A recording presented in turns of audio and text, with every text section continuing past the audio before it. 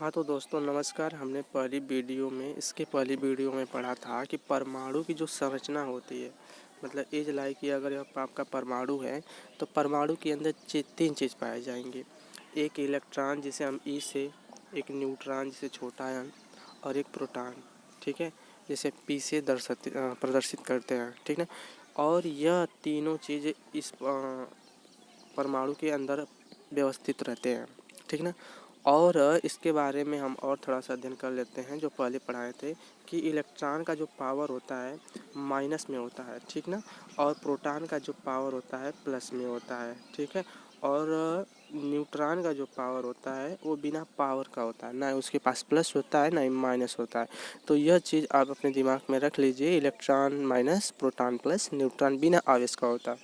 और कुछ हम जानना चाहते हैं तो इलेक्ट्रॉन की जो क्षमता होती है वह होती है 1.6 गुणे 10 के घाते ऋण 19।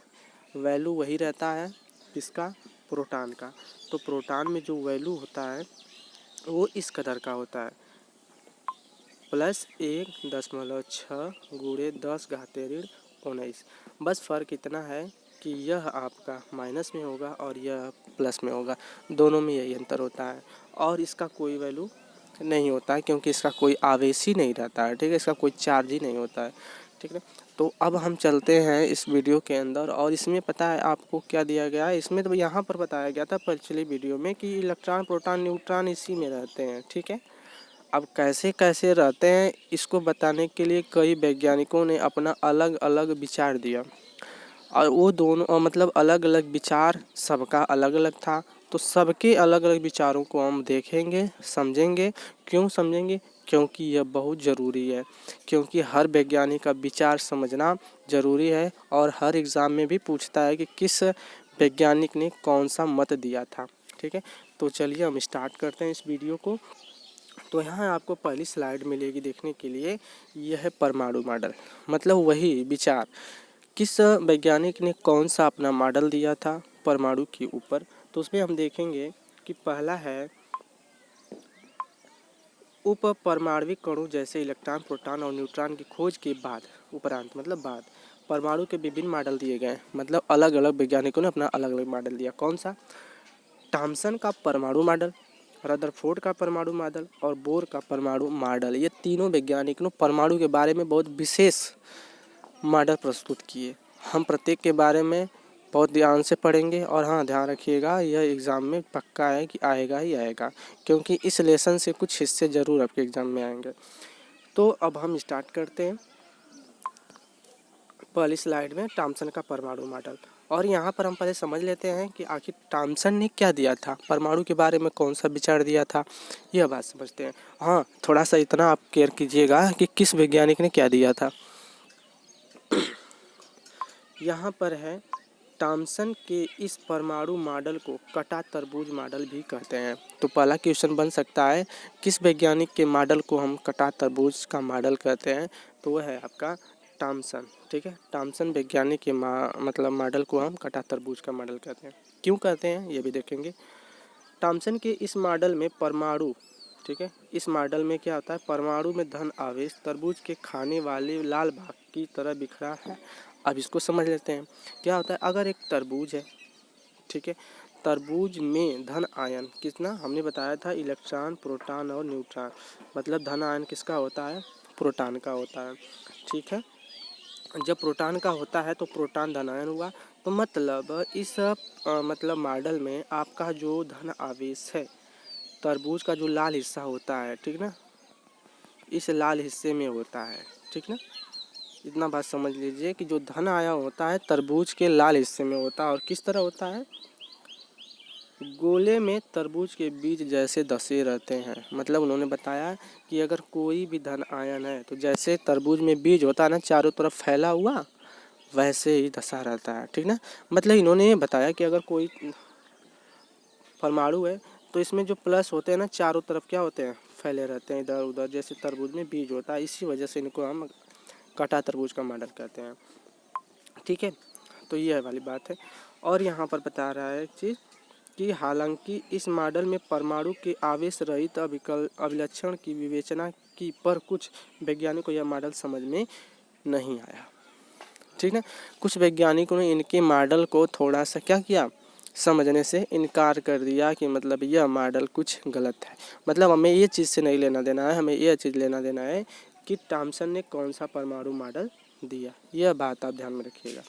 ठीक है, और इसे नकार दिया। क्यों नकार दिया वो तो बाद में पता चलेगा कि आखिर नकारा क्यों गया इस मॉडल को। ठीक है, तो थॉमसन वाली न मतलब हम परमाणु मॉडल को कटा तरबूज का परमाणु मॉडल कहते हैं। रदरफोर्ड ने अपने प्रयोग से तेज से चल रहे अल्फा कणों को सोने के पन्नी से टक्कर कराई। अब यहाँ पर आपको एक अलग नाम आया, रदरफोर्ड। अब बता रहा नहीं भाई कि रदरफोर्ड ने अब अपना मॉडल दिया।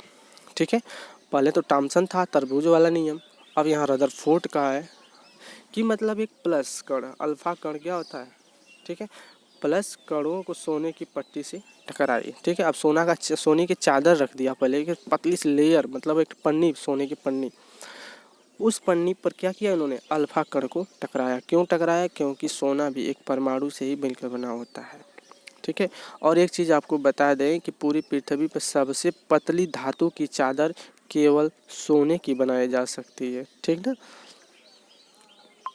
चलिए अगली स्लाइड में देखते हैं। तो अगली स्लाइड में रदरफोर्ड ने कुछ प्रयोग किए। क्या किए, अच्छा इससे पहले हम एक बात बोलें आपको कि धन धन दोनों एक दूसरे को दूर करते हैं। ठीक है, माइनस माइनस अगर एक जगह लाया जाए तो दोनों एक दूसरे को दूर करेंगे। ठीक है, बट अगर प्लस प्लस एक दूसरे को प्लस और माइनस एक दूसरे को एक जगह लाया जाए तो आपस में चिपक जाएंगे। क्यों, क्योंकि विपरीत आवेश आकर्षण होते हैं और समान आवेश प्रतिकर्षण का काम करते हैं।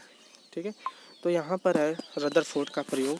तो रदरफोर्ड में ये है कि ज़्यादातर अल्फा कण बिना मुड़े सोने की पन्नी से सीधे गुजर गए। इतना बात ध्यान समझिएगा, मतलब यह एक सोने की पन्नी खड़ी कर दी रदरफोर्ड ने और इधर से अल्फा कण की किरण प्रकाश को छोड़ा इस पर। ठीक है, तो बता रहा है कि कुछ ज़्यादातर अल्फा कण बिना मुड़े सोने की पन्नी से सीधे निकल गए, मतलब इधर निकल गए। ठीक है, ऐसे निकल गए, पार हो गए। लेकिन कुछ अल्फा कण निम्न कणों से मुड़े, मतलब हल्का सा क्या हो गए, मुड़ गए, वापस आ गए, हल्का सा ऐसे मुड़ गए, हल्का हल्का मुड़ गए। क्यों मुड़े वो तो अभी बाद में समझ में आएगा। प्रत्येक 12,000 कणों में से एक कण वापस आ गया, मतलब ये भैया वापस एक कण, प्रत्येक 12,000 में से कितना, एक कण वापस आ गया। अधिकतर कण निकल गए, कुछ कण मुड़ करके ऐसे ऐसे चले गए। क्यों चले गए, क्योंकि अभी हमने बताया था कि अगर यहाँ पर अल्फा कण भी क्या होता है, जो अल्फा कण होते हैं वो प्लस होता है, क्या होता है, प्लस होता है। और अगर यहाँ पर प्लस रहेगा तभी तो प्लस प्लस को दूर करेगा। इस वजह से अल्फा किरण प्लस थी तो यहाँ प्लस पर आई, प्लस से टकरा कर क्या हो गई, दूर हो गई।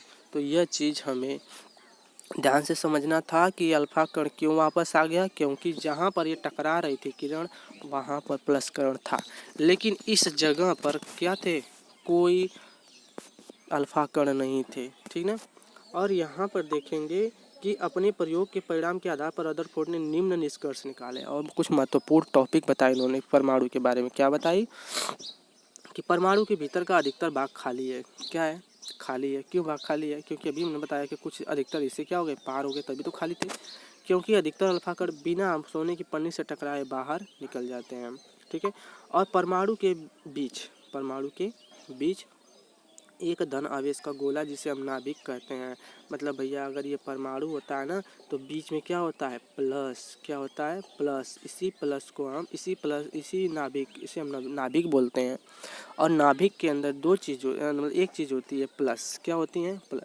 अब यहाँ समझते हैं कि तरबूज वाले नियम में यह प्लस कहाँ थे, बाहर थे, एकदम बाहर फैले हुए थे तरबूज के बीज जैसे।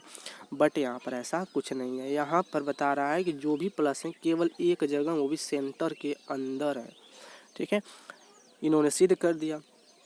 ठीक है, और उस सेंटर को हम नाभिक बोलते हैं। इतनी बात याद रखिए कि नाभिक किसे बोलते हैं, तो परमाणु के सेंटर को जिसमें प्लस आयन होता है उसे हम नाभिक बोलते हैं। क्योंकि 12,000 में से एक अल्फा कण बाहर आ गया। कितना आ गया, एक अल्फा कण बाहर आया। ठीक ना, क्योंकि ज़्यादातर अल्फा कण सोने की पन्नी से सीधा निकल गए और कुछ कणों को झुकाव देखा गया। मतलब बताए थे झुकाव कैसा था। इस आधार पर यह निष्कर्ष निकाला गया कि परमाणु के भीतर ज़्यादातर भाग खाली है। क्यों खाली है? क्योंकि वो मतलब इस हिस्से से पार हो गया ऐसे ऐसे, लेकिन बीच से कोई पार नहीं हुआ। एक कण क्या हो गया? वापस आ गया। क्यों वापस आ गया? क्योंकि यह भी प्लस था और यह किरण भी प्लस थी। ठीक है, इस खाली भाग का बहुत छोटा से भाग में मौजूद होता है। नाभिक का आयतन लगभग 10⁻5 गुना परमाणु के आयतन के बराबर होता है। मतलब इतना छोटा होता है। नाभिक का आयतन कितना होता है? परमाणु के आयतन का लगभग 10⁻5 गुना होता है। मतलब इतना छोटा होता है। ठीक ना? इस टॉपिक को आप नोट कर लीजिए। और हाँ, ज़रूरी नहीं कि यह आपको चीज़ समझ में आए, लेकिन हाँ, यह बहुत ज़रूरी है इसको समझना। ठीक है, अगली स्लाइड की तरफ चलते हैं तो हमें अगली स्लाइड में मिलेगा। यहाँ तो रदरफोर्ड के और कुछ हिस्से दिखाई दे रहे हैं, तो यहाँ पर हम पढ़ लेते हैं कि परमाणु का संपूर्ण द्रव्यमान उसके नाभिक में होता है। क्यों नाभिक में होता है? हम पिछली वीडियो में बताए थे कि परमाणु का जो द्रव्यमान होता है, न्यूट्रॉन और प्रोटॉन को जोड़ देंगे ना, तो आपका नाभिक का द्रव्यमान बन जाता है। ठीक है, आई बात समझ में? हाँ, तो इसका मतलब नाभिक के अंदर न्यूट्रॉन और प्रोटॉन 2 कण होते हैं, और इलेक्ट्रॉन कहाँ होता है? इलेक्ट्रॉन इसके बाहर ऐसे होते हैं। ठीक है, अपने प्रयोग के आधार पर रदरफोर्ड ने परमाणु का मॉडल प्रस्तुत किया, जिसके निम्नलिखित विशेषताएं थी। कुछ गुण भी थे। क्या गुण थे? परमाणु का केंद्र धनावेशित होता है। अभी हमने बताया, यहाँ पर देख सकते हैं आप, यहाँ पर देख सकते हैं कि परमाणु के सेंटर कैसा होता है? परमाणु का सेंटर धन आयन का बना होता है, जिसे हम नाभिक कहते हैं। एक परमाणु का संपूर्ण द्रव्यमान नाभिक में होता है। मतलब टोटल द्रव्यमान क्या होता है? नाभिक में होता है। इलेक्ट्रॉन नाभिक के चारों ओर गोलाकार मार्ग में चक्कर लगाते हैं। यह एक नई मतलब बात है कि अब तक तो नाभिक के अंदर न्यूट्रॉन प्रोटॉन थे, लेकिन इलेक्ट्रॉन कहाँ गया? तो इलेक्ट्रॉन बता रहा है ना कि बार बार ऐसे ऐसे चक्कर लगाते हैं। ठीक है, ऐसे चक्कर लगाते रहते हैं हमेशा। और यहाँ पर बता रहे नाभिक का जो आकार परमाणु के आकार की तुलना में काफ़ी कम होता है। मतलब जितना बड़ा परमाणु होता है ना, उसके तुलना में नाभिक बहुत छोटा होता है। रदरफोर्ड के परमाणु मॉडल की कुछ कमी भी थी। जरूरी नहीं थी ये एकदम सक्सेस हो जाए। ठीक है, कुछ कमी भी थी। क्या कमी थी?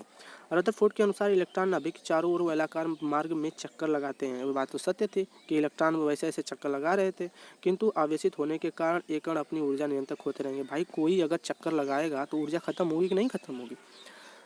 अगर हम ही चक्कर लगाएंगे किसी चीज़ का, तो हमारी एनर्जी खत्म होगी कि नहीं खत्म होगी? ये बात तो श्योर है खत्म होगी। ऐसे ही अगर इलेक्ट्रॉन चक्कर लगाएंगे तो उसकी एनर्जी खत्म होगी। जब उसकी एनर्जी खत्म होगी, जिसके कारण अंततः नाभिक में प्रवेश कर परमाणु का अस्थिर बनाते हैं। मतलब जब एनर्जी खत्म हो जाएगी तो क्या होगा? इलेक्ट्रॉन रुक जाएंगे। जब रुक जाएंगे, एनर्जी जैसे खत्म होगी, तो वह परमाणु अस्थिर हो जाएगा। मतलब अस्थिर होने के कारण मतलब ये है कि आपका पदार्थ भी खत्म हो जाएंगे।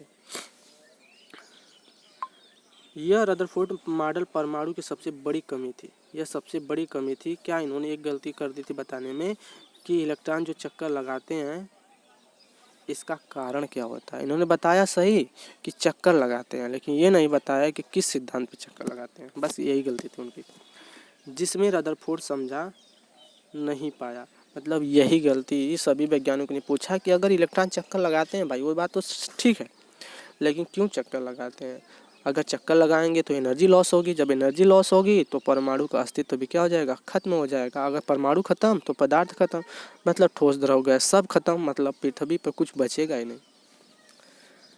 अगली स्लाइड की तरफ चलते हैं तो हमें अगली स्लाइड में मिलता है